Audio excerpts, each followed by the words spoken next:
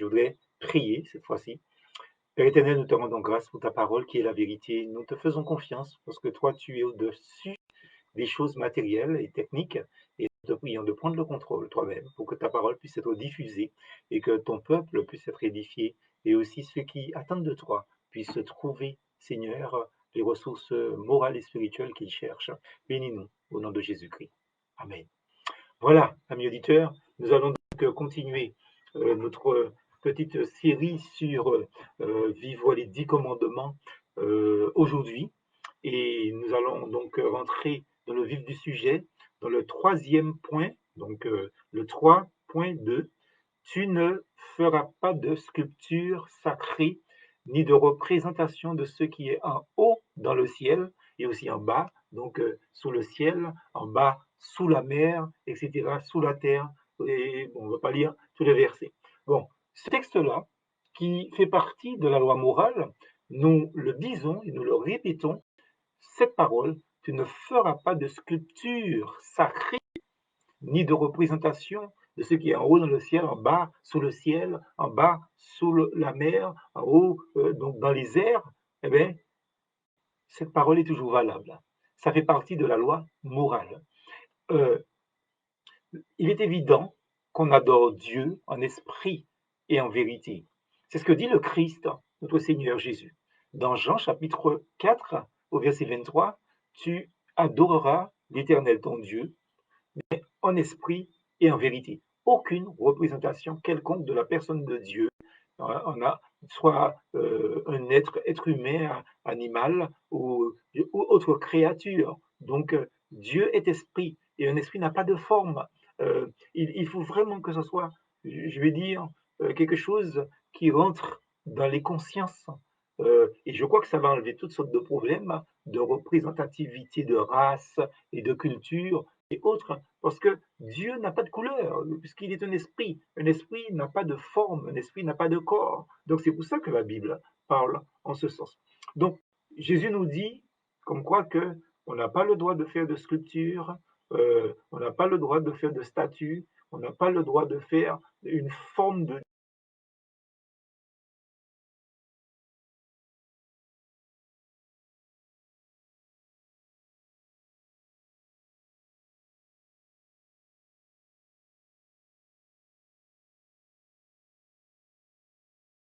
parce que l'homme, il est foncièrement idolâtre.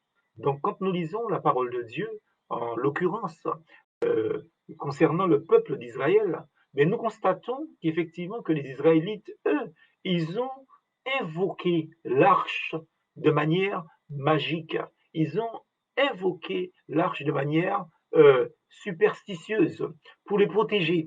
Et nous voyons le résultat dans le texte de 1 Samuel, au chapitre 4, au verset 10. Ils ont invoqué l'arche, mais en vain, puisque il est dit dans ce texte, les Philistins les livrèrent bataille et Israël fut battu, justement, et chacun s'enfuit dans sa tente. La défaite fut très grande, nous dit l'auteur sacré, et il tomba d'Israël 30 000 hommes de pied, 30 000 hommes, alors qu'ils avaient invoqué l'arche. Ils avaient pris un objet. Vous voyez, ils avaient voué un culte à un objet et ils pensaient que ce symbole de la présence de Dieu suffisait pour les faire gagner. Et c'est peut-être un peu de là, c'est sûr, que vient un peu les gris-gris, les protections que l'on donne aux gens, qu'ils mettent au cou, les doigts, qu'ils mettent au doigt, c'est-à-dire les bagues, etc.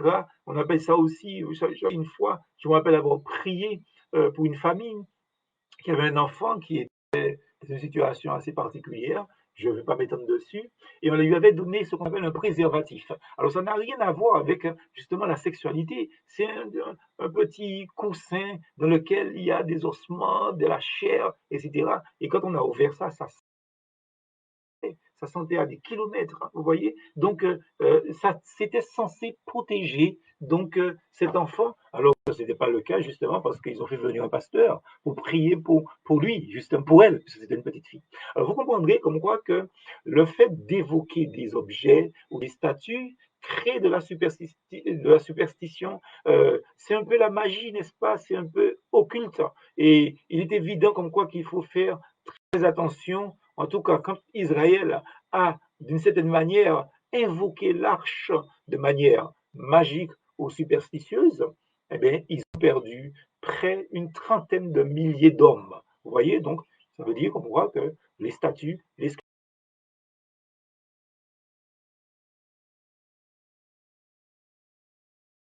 ce récit, justement, dans 1 Samuel 4, on comprend pourquoi le roi Ézéchias, après, justement, il a dû mettre en pièces le serpent d'airain. Parce que vous savez que dans le désert, les Israélites avaient péché et Dieu avait dit à Moïse de construire, de fabriquer un serpent d'airain qu'il aurait soulevé et que tous ceux qui regardaient le serpent et d'airain soulevé seraient guéris. Et c'est ce qui s'est passé. Eh bien, ils ont conservé le serpent d'airain, mais ils voient un culte aussi au serpent d'airain. Donc, alors, le roi Ézéchias a détruit, il a mis ça en pièces, en poussière, parce que c'était devenu un objet de vénération. Amis auditeurs, en tout lieu où vous allez, où il y a des idoles, des sculptures censées représenter une divinité ou la divinité en particulier, l'apôtre Paul dit que derrière les idoles, il y a des démons. C'est-à-dire que tous ceux qui prient des idoles sont d'une certaine manière en lien avec le monde occulte, le monde des démons, justement. Et il faut prier pour ces gens-là, pour qu'ils soient soit délivrés, ou soit ça peut causer des liens, c'est-à-dire que la personne ou bien soit la personne est possédée, c'est-à-dire que la personne a des démons à l'intérieur, ce qui n'est pas la même chose qu'avoir des liens. Une personne qui a des liens n'est pas possédée, forcément. Mais une personne qui est possédée, là, c'est pas des liens, hein, la personne est captive, et c'est pas la personne qui se contrôle, tandis que celui qui est dans des liens peut encore contrôler certaines choses. Vous voyez, donc il faut faire très attention à ça. Donc, quel texte qui nous parle du fait comme quoi que le serpent d'airain était devenu un objet de vénération? Eh bien, c'est dans 2 Rois, au chapitre 18, versets 2, 3 et 4, où il nous est dit, il y avait 25 ans lorsqu'il devint roi, Ézéchias, et il régna 29 ans à Jérusalem. Sa mère s'appelait Abi, fille de Zacharie. Il fit ce qui est droit aux yeux de l'Éternel. Il fit ce qui est droit entièrement comme avait fait David, son père, et il fit disparaître les hauts lieux, il brisa les statues, il a bâti les idoles, il mit en pièces le serpent d'airain que Moïse avait fait, car les enfants d'Israël avaient jusqu'alors brûlé des parfums devant lui, et on l'appelait Nehushtan. Vous voyez, donc, il est évident comme quoi que tout ce qui représente, qui est censé être une représentation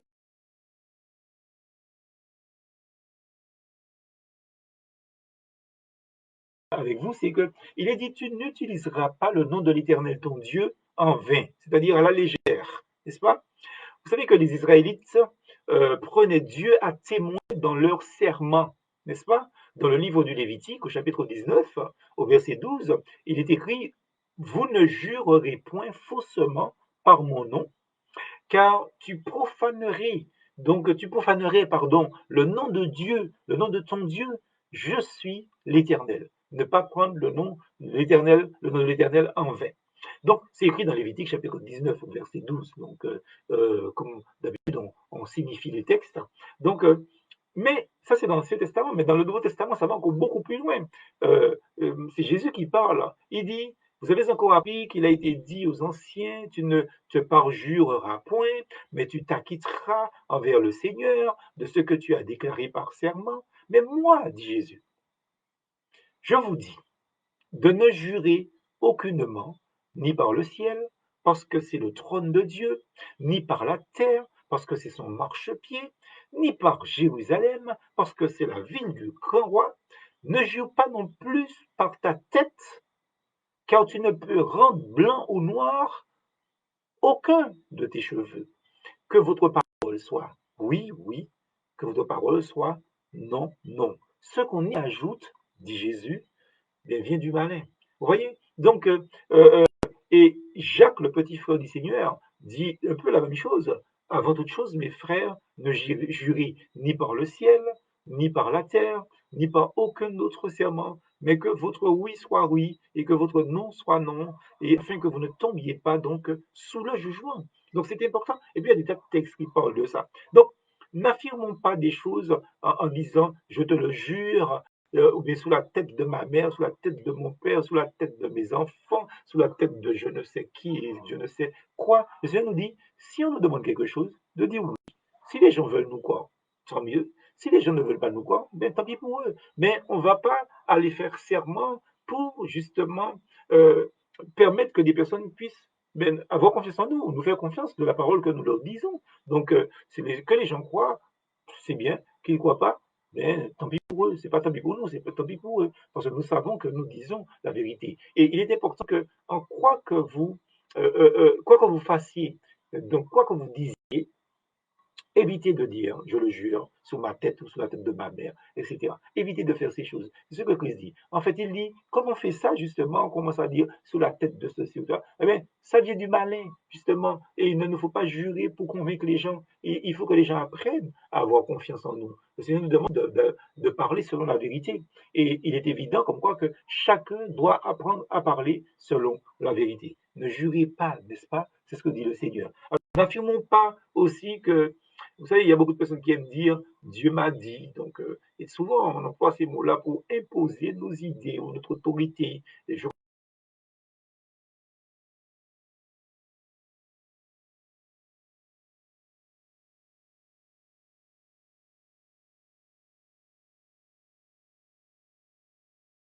nous avançons. Donc, si les gens croient, tant mieux. 3.4. Souviens-toi de faire du jour du repos un jour saint. Alors, saint, c'est-à-dire un jour sanctifié, c'est-à-dire, souviens-toi de sanctifier le jour du repos. Donc, cela nous rappelle que le but prioritaire de notre vie, amis auditeurs, ce n'est pas dans l'action, n'est-ce pas, dans le fonctionnement. Le but prioritaire de notre vie, ici-bas, sur Terre, est dans la relation avec Dieu. C'est une évidence. Dieu nous a créés pour l'adorer. C'est vraiment un fait avéré. C'est dans la parole de Dieu. Dieu nous a créés pour l'adorer. Donc, dans Exode 20, au verset 8, il est dit, souviens-toi du jour de repos, du repos pour le sanctifier. Donc, ça veut dire que Dieu nous a donné 7 jours dans la semaine. Et nous avons 6 jours pour faire tout ce que nous voulons faire. Donc, mettons un jour de côté pour notre Dieu, pour aller le célébrer, pour aller le prier, pour vivre la communion fraternelle, pour ensemble chanter son nom, exalter son nom. Donc, c'est important. Dieu dit, souviens-toi du jour de repos. Souviens-toi que Dieu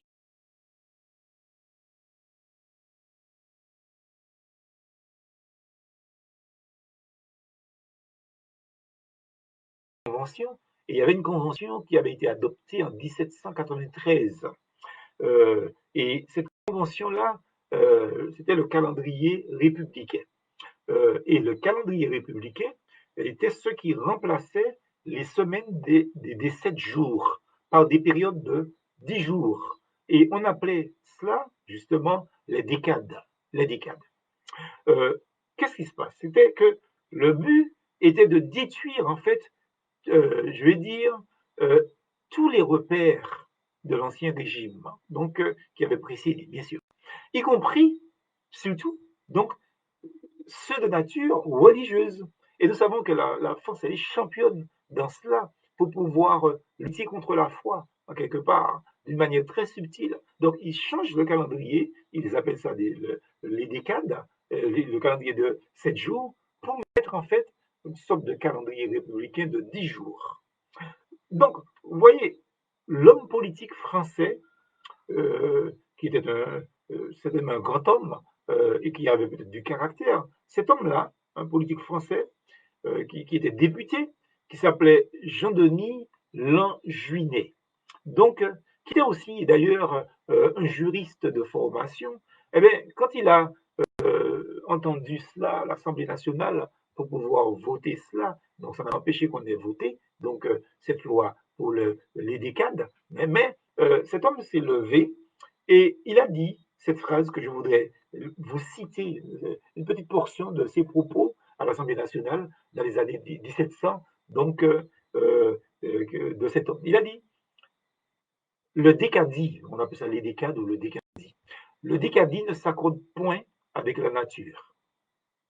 Il n'y a ni hommes, ni animaux qui supportent 9 jours de travail consécutifs. Je vote donc pour que le calendrier des assassins de la France ne soit pas constitutionnellement le calendrier du peuple français. Elle dit qu'il vote contre, en fait. Et comme c'est un juriste, bon, il emploie beaucoup d'expressions. Donc, et vous savez comme quoi qu'ils vont quand même va durer pendant une dizaine d'années. Donc, n'est-ce pas? Et c'était une expérience malheureuse qui aura duré une dizaine d'années, même peut-être plus, certains disent 13 ans que ça aura duré. Mais ils voulaient faire travailler les hommes pendant 9 jours, voire 10 jours. Donc, c'est quand même triste de constater que Dieu a institué le jour du repos au septième jour, pas au huitième, pas au neuvième, pas au dixième.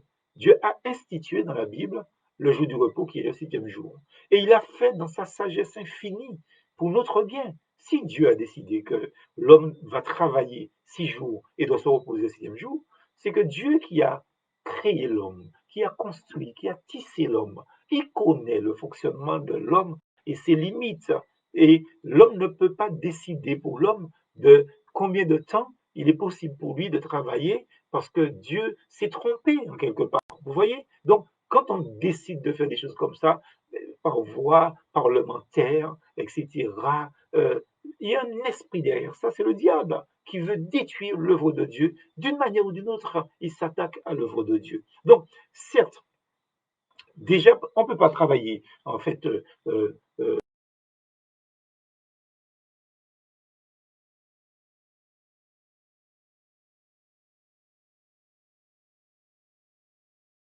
mais on peut travailler pendant 6 jours. Vous vous rendez compte? C'est pour ça que des gens finissent par à travailler par mi-temps.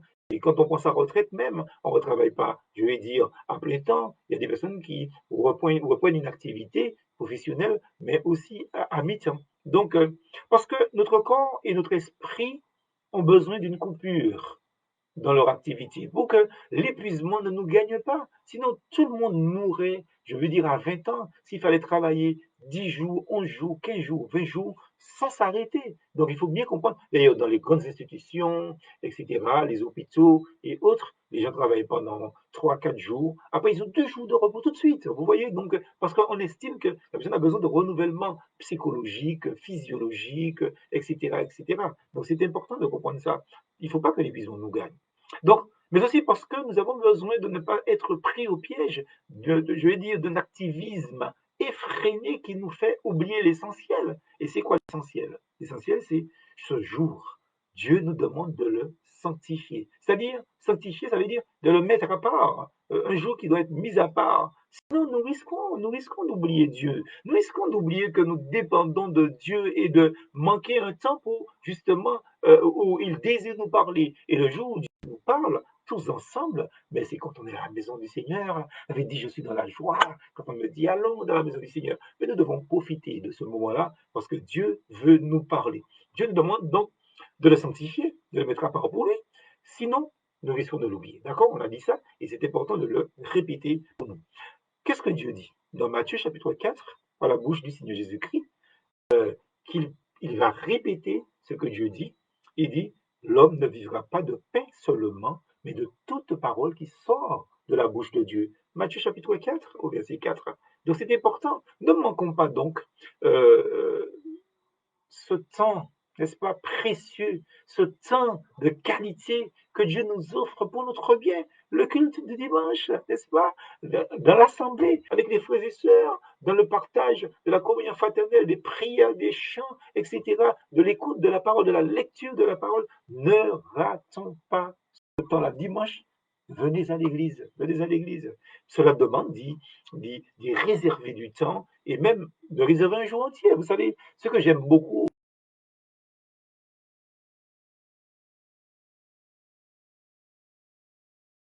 ça, mais dès qu'on va au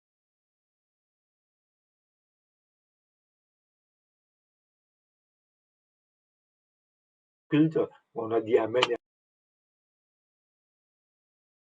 dans les îles anglaises, cher ami auditeur, j'apprécie énormément. Eh bien, l'église est ouverte toute la journée. la journée du dimanche. Et il y a des activités, les gens mangent sur place. Il y a l'après-midi, ils font des jeux de société, des jeux bibliques. Le soir, ils reprennent à 18h, 18h30 pour une autre réunion de louange et d'adoration. Mais dans les îles françaises, eh ben, avant ça existait, eh ben, on a arrêté ça. Pourquoi? Parce que il y a la vidéo, il y a Canal Satellite, il y a toutes sortes de choses pour nous distraire et nous empêcher.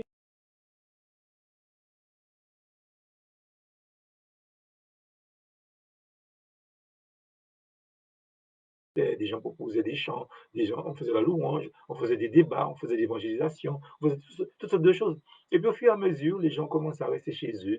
Mais on a mis Canal Satellite, on a mis, je vais dire, des distractions, des jeux vidéo, on a acheté des jeux vidéo. Et puis, à un certain moment, j'étais obligé de. On s'est retrouvés dans la réunion, eh ben, à 5 personnes chaque dimanche soir. Alors, je me suis posé la question, mais à quoi sert cette réunion? On va pas faire une réunion pour les bancs. Eh bien, j'étais obligé donc d'annuler cette réunion et d'enlever cette réunion-là du calendrier. Vous voyez où nous arrivons? Tandis que dans les îles anglaises, chers auditeurs, je vous dis, eh bien, le dimanche soir, l'église est remplie, remplie, remplie. Alors, ça doit nous faire réfléchir, de reprendre des choses. Alors, en tout cas, je voudrais conclure, parce que comme j'ai dit, on sera pas long ce soir, donc il nous faut réserver du temps et même un jour entier. Il faut repenser les choses, il faut réfléchir, en fait, parce que je crois que Jésus-Christ veut que nous puissions comprendre l'essentiel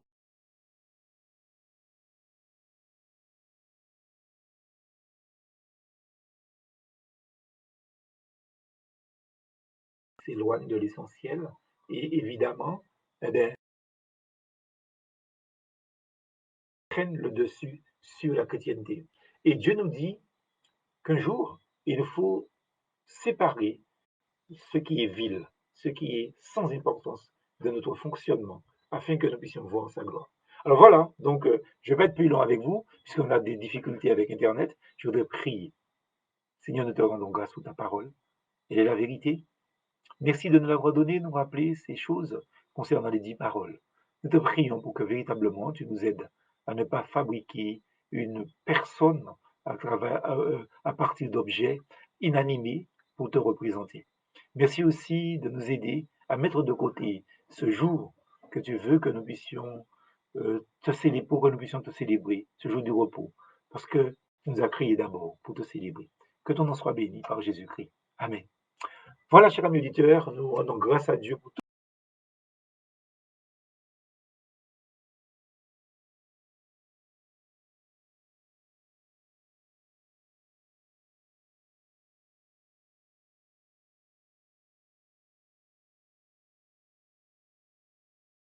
choses et nous vous bénissons du nom de notre Seigneur Jésus-Christ. Et comme d'habitude, nous vous le disons, plus force en Jésus.